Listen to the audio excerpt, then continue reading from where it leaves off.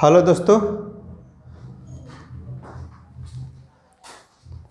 कैसे हैं आप लोग। उम्मीद है कि आप लोग अच्छे होंगे। दोस्तों, जो भी हम लोग देख रहे हैं अधिनियम एक्ट, आप उसको अपने नोटबुक में नोट कीजिएगा। ये प्रश्न यहाँ से अगर बनेंगे तो छूट न जाए, इसलिए इसको याद रखिएगा। नोट ही नहीं करना है, याद ही रखना है। चलिए शुरू करते हैं। एक्ट ऑफ 1833, एक्ट ऑफ 1853, यानी कि चार्टर एक्ट बोलिए या चार्टर एक्ट ऑफ बोलिए। Charter act of 1833, charter act of 1853, इस दोनों को देखेंगे और इस दोनों को देखने के बाद ईस्ट इंडिया कंपनी के अंतर्गत पारित अधिनियम समाप्त होगा। उसके बाद हम लोग देखेंगे क्राउन यानी कि ताज के शासन को देखेंगे, जब पूरी तरह वहाँ क्राउन ताज के हाथ में सत्ता चल जाता है इसके बाद। ठीक है, तो आज हम लोग इस दोनों को कंप्लीट करते हैं। चलिए दोस्तों देखते हैं। इस अधिनियम के द्वारा ईस्ट इंडिया कंपनी के व्यापारिक अधिकार को समाप्त कर दिया गया, यानी चाय और चीन के साथ व्यापार दूसरी कंपनी भी कर सकती है। पहले था ईस्ट इंडिया कंपनी को चाय और चीन के साथ व्यापार करना था, लेकिन अब इसको समाप्त कर दिया गया इस अधिनियम में। अब दूसरी कंपनी भी भारत में व्यापार कर सकती है। देखिए दोस्तों, ये इससे पहले आपको हम बताए थे 1813 में कुछ बात को बताए थे कि ब्रिटेन के जो व्यापारी है वो लोग भी सोचे कि सर यानी कि वहाँ की सरकार हो कि हम लोग को भी मौका दिया जाए। वहाँ की सरकार पर, पार्लियामेंट पर प्रेशर बनाया, जिसके कारण अदर जो व्यापारी थे भारत में व्यापार करने के लिए अनुमति मिल सके, जिसके कारण वो प्रेशर दिए थे वहाँ की सरकार को। ठीक है, याद रखिएगा। तो चाय और चीन के व्यापारिक अधिकार को समाप्त कर दिया गया, यानी कि यही बात है कि ईस्ट इंडिया कंपनी के व्यापारिक अधिकार को पूर्णतः समाप्त कर दिया गया और चाय और चीन के साथ दूसरा भी कंपनी व्यापार कर सकती है। ठीक है, चलिए। इस एक्ट के द्वारा ब्रिटिश सरकार की ओर से केवल भारत पर शासन करना रह गया। जाहिर सी बात है, जब चाय और चीन के साथ पहले जो भी था वो खत्म हो गया था। चाय और चीन के साथ जो भी व्यापार था, आज इसमें ये भी खत्म हो गया, तब शासन करना रह गया। तो शासन करना रह गया तो उसके बाद में क्या हुआ कि ब्रिटिश सरकार आगे धीरे धीरे इसको ख़त्म कर देता है। चलिए, इस अधिनियम के द्वारा बंगाल के गवर्नर जनरल को भारत का गवर्नर जनरल बना दिया गया। प्रश्न बन सकता है कि इस अधिनियम में यह कहा गया बंगाल के गवर्नर जनरल को भारत के गवर्नर जनरल का अधिकार दे दिया जाए। ठीक है, तो भारत का गवर्नर जनरल का अधिकार दे दिया जाए 1833 के चार्टर एक्ट में। याद रखिएगा दोस्तों। चलिए, इस एक्ट के द्वारा भारत का प्रथम गवर्नर जनरल कौन बना? ठीक है, भारत का गवर्नर जनरल बना तो कौन बना? तो लॉर्ड विलियम बेंटिक साहब बने। इस एक्ट के द्वारा धर्म, जाति, निवास आदि वंश के आधार पर भेदभाव को प्रतिबंधित कर दिया गया। दोस्तों, आपको मालूम है कि कंपनी में जो भी बहाली होता था, जो भी जिस भी पद के लिए चयनित किया जाता था, वहाँ भारतीय लोग योग्य होने के बावजूद भी वहाँ की कंपनी के जो अधिकारी कर्मचारी जो भी रहते थे, भारतीय को ये जाति भेदभाव करके, धर्म वंश करके अयोग्य ठहरा दिया जाता था। अब इस पर रोक लगा दिया गया कि अब इस तरह नहीं करना है। ठीक है, लेकिन ये बात है, बोर्ड ऑफ डायरेक्टर विरोध भी किए थे कि इस तरह भी नहीं किया जाएगा। ठीक है, गवर्नर जनरल को सभी नागरिक और सैन्य शक्तियाँ प्रदान कर दी गई। आपको मालूम होगा गवर्नर जनरल इन काउंसिल, यानी कि गवर्नर जनरल के जो भी परिषद थे उसमें मेंबर थे। ठीक है, तो यहाँ लिखा हुआ है गवर्नर जनरल को सभी नागरिक और सैन्य शक्तियाँ प्रदान कर दी गई। प्रश्न बन सकता है, कब गवर्नर जनरल को, किस चार्टर एक्ट में गवर्नर जनरल को नागरिक और सैन्य शक्तियाँ प्रदान की गई? 1833। ठीक है, ब्रिटिश भारत में विधि निर्माण के कारण पहले बनाए गए कानून को नियामक कानून कहा गया। देखिए, कानून जो बना था ना ब्रिटिश भारत में विधि निर्माण के कारण, बनाए गए कानून को क्या कहा गया? नियामक कानून। तो नियामक कानून शब्द किस एक्ट में देखने को मिलता है? 1833 में, 1833 में, याद रखिएगा। तो ब्रिटिश भारत के विधि निर्माण के कारण पहले बनाया गया, यानी कि पहले बनाए गए कानून को क्या कहा गया? नियामक कानून कहा गया। इस बात को याद रखिएगा, नियामक कानून कहा गया।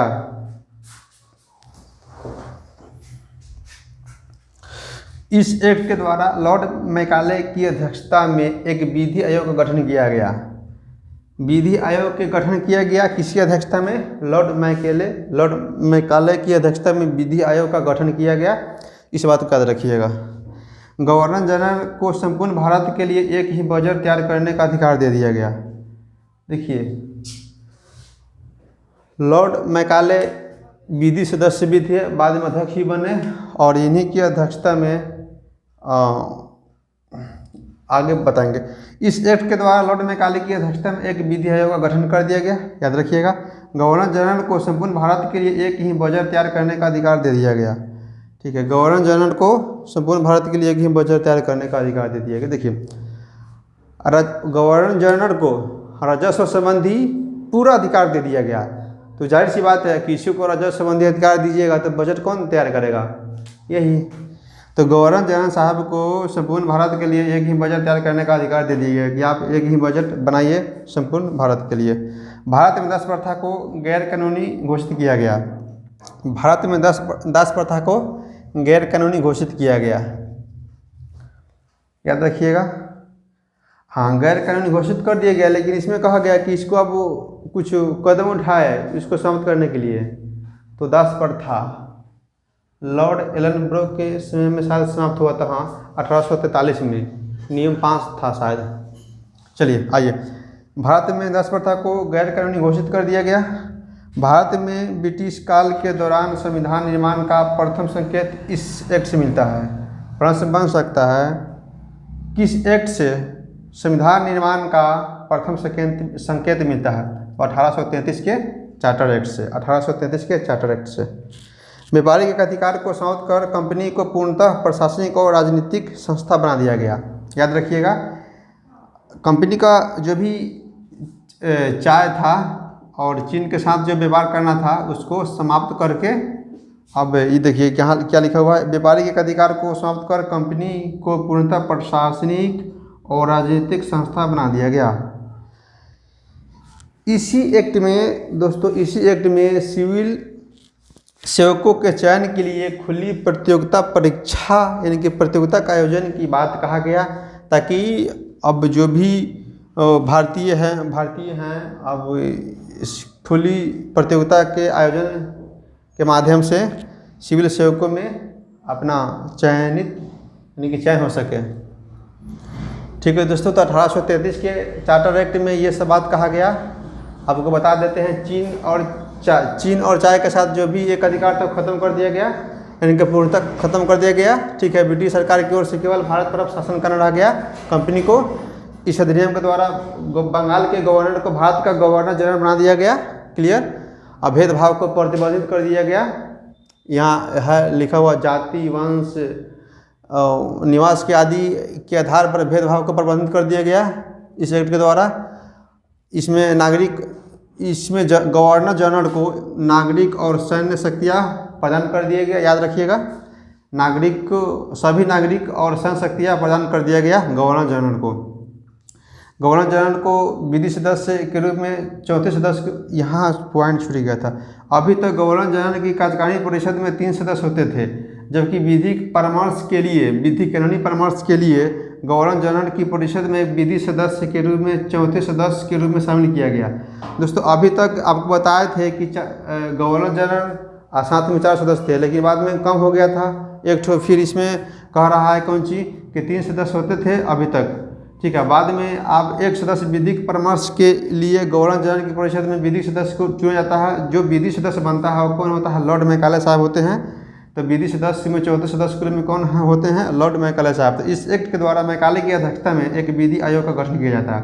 याद रखिएगा, ये प्रश्न याद रखिएगा दोस्तों। तो गवर्नर जनरल की कार्यकारिणी में 3 सदस्य होते थे, जबकि विधि के परामर्श के लिए गवर्नर जनरल की परिषद में विधिक सदस्य के रूप में चौथे सदस्य को शामिल किया गया। तो चौथे सदस्य के रूप में कौन शामिल हुए वो कौन थे?